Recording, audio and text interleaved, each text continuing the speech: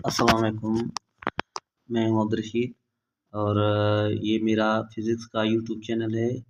Please ये मेरा नया चैनल है और इस नए चैनल में आज हम फ़िज़िक्स के इंट्रोडक्शन के बारे में पढ़ेंगे। और अगर आप भी इस चैनल पे नए हैं तो प्लीज़ लाइक और सब्सक्राइब कीजिए, तो आपकी मेहरबानी होगी। आज हम फ़िज़िक्स के इंट्रोडक्शन के बारे में पढ़ेंगे। सबसे पहले मैटर। तो मैटर क्या है? Anything which has mass anything which has mass and occupies space is called matter. हर वो चीज़ जो जगह घेरे और जिसमें मास हो उसको हम क्या कहेंगे? मैटर कहेंगे। मैटर के बुनियादी स्टेट्स कितने होते हैं? 3 होते हैं। पहला है सॉलिड। इसमें कहता है कि atoms of solid are tightly packed with each other hence it has definite shape and definite volume. Solid के जो एटम्स या मॉलिक्यूल होते हैं वो एक दूसरे के बहुत करीब होते हैं, इसलिए सॉलिड को डेफिनेट शेप भी है और डेफिनेट वॉल्यूम भी है। मतलब सॉलिड के जो एटम्स या मॉलिक्यूल हैं उनके बीच में जो फोर्स ऑफ अट्रैक्शन है वो बहुत ज़्यादा होती है, इसलिए इनको डेफिनेट शेप और डेफिनेट वॉल्यूम दोनों ही हैं। उसके बाद दूसरा है लिक्विड। लिक्विड के जो एटम्स या मॉलिक्यूल सॉलिड के कंपैरिजन में एक दूसरे से थोड़ा दूर होते हैं, इसलिए इनको डेफिनेट शेप तो वॉल्यूम तो है मगर डेफिनेट शेप नहीं है। वो ऐसे कि अगर हमारे पास सपोज वाटर है, पानी है, पानी को अगर मैं गिलास में डालूंगा तो वो गिलास जैसा बन जाएगा, अगर कप में डालूंगा तो वो कप जैसा बन जाएगा। मतलब उसको जिस कंटेनर में रखेंगे उसकी जो शेप है वो वैसी बन जाएगी। तीसरा है हमारे पास गैस।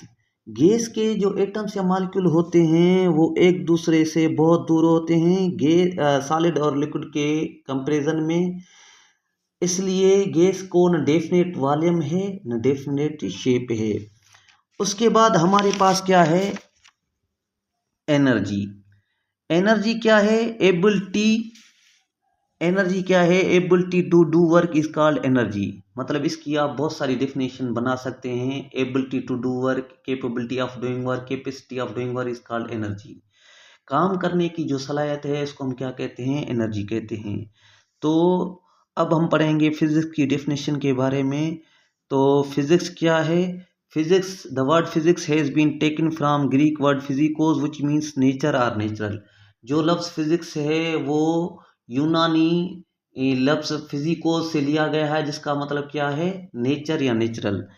तो फिजिक्स में हम किस चीज़ के बारे में पढ़ेंगे? The branch of science which deals with study of matter and energy is called and mutual relationship between them. Physics में हम किस चीज़ के बारे में पढ़ेंगे? मैटर और एनर्जी के बारे में पढ़ेंगे और उनका जो म्यूचुअल रिलेशनशिप है उनके बारे में पढ़ेंगे। वो कैसे? सपोज अब सर्दियाँ चल रही हैं, जब हमें ज़्यादा ठंड लगती है तो हम क्या करते हैं? दोनों हाथों को आपस में रब करते हैं तो हीट प्रोड्यूस होती है। मतलब मैटर को मैटर के साथ अब रब करेंगे तो हमें क्या मिलेगी? हीट एनर्जी मिलेगी। यहाँ सपोज हमारे पास गाड़ी है, उस गाड़ी में हम ऑयल एनर्जी, गैस एनर्जी या एलपीजी डालेंगे तो हमें क्या मिलेगी? Mechanical energy. यहाँ हमारे पास क्या है? जनरेटर है। जनरेटर में हम क्या करेंगे?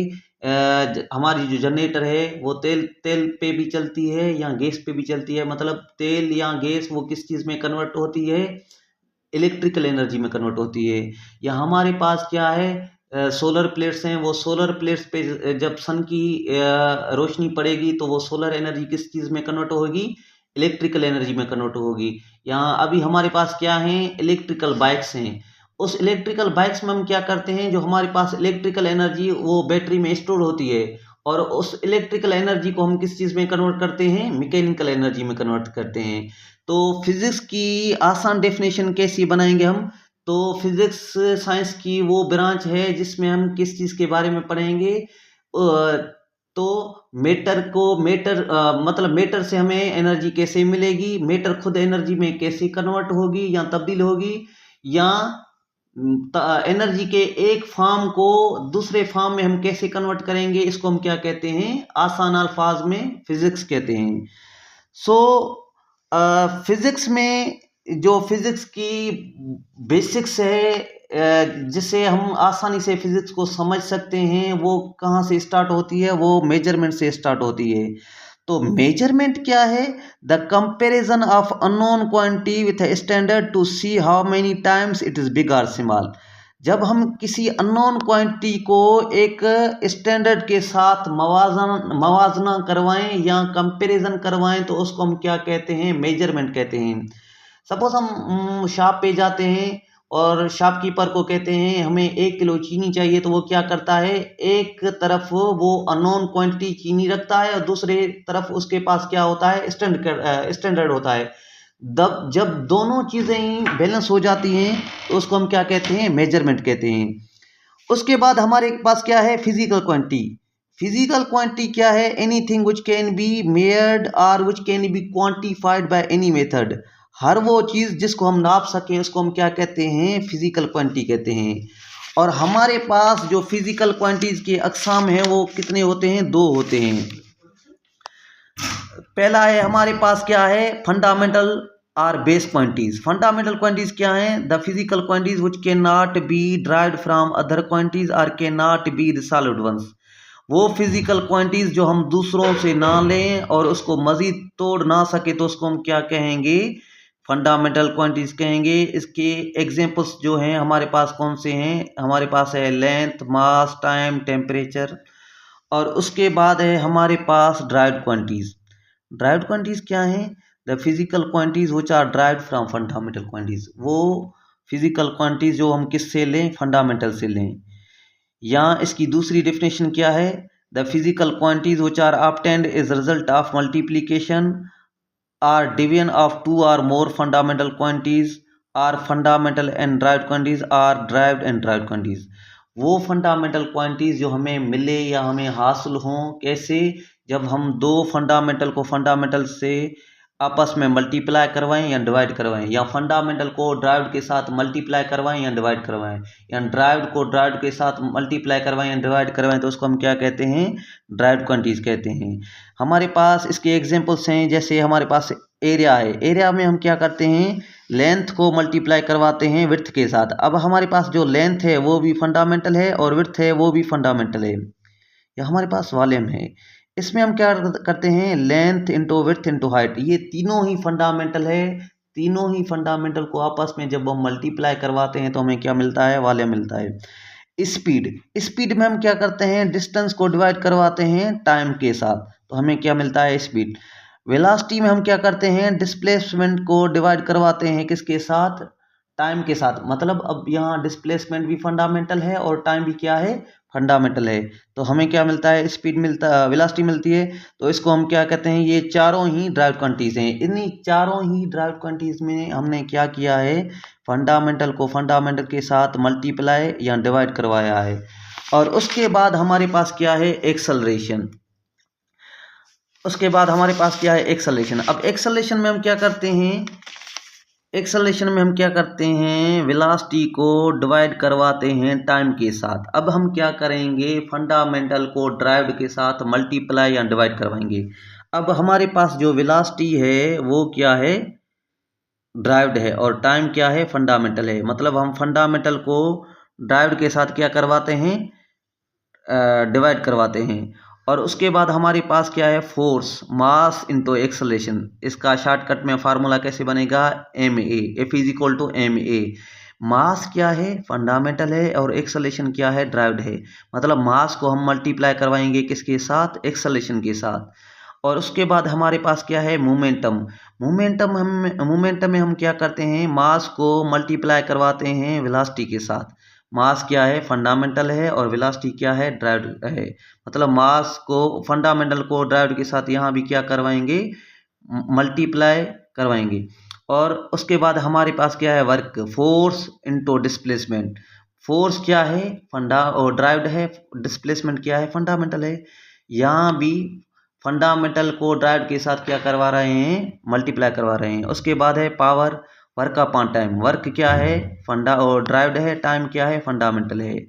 उसके बाद हमारे पास क्या है, डेंसिटी, मास अपॉन में वॉल्यूम। मास क्या है, फंडामेंटल है, और वॉल्यूम क्या है, ड्राइव्ड है। उसके बाद हमारे पास क्या है, मूवमेंट ऑफ इनर्शिया। मास क्या है, फंडामेंटल है, और रेडियस स्क्वायर क्या है, ड्राइव्ड है। इसका शॉर्टकट में फार्मूला कैसे बनेगा, एम आर स्क्वायर। और उसके बाद हमारे पास क्या है, torque, moment arm into force.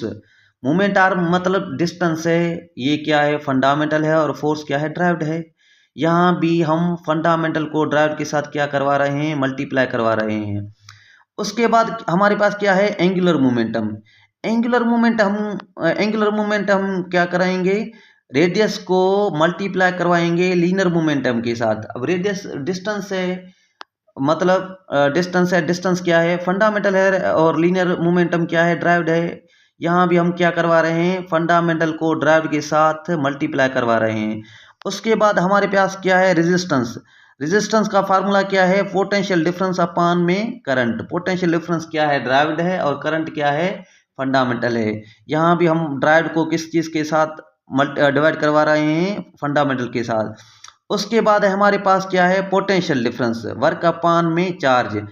अब हम क्या करेंगे, ड्राइव्ड को ड्राइव्ड के साथ डिवाइड या मल्टीप्लाई करवाएंगे, मतलब वर्क भी ड्राइव्ड है और चार्ज भी क्या है ड्राइव्ड है।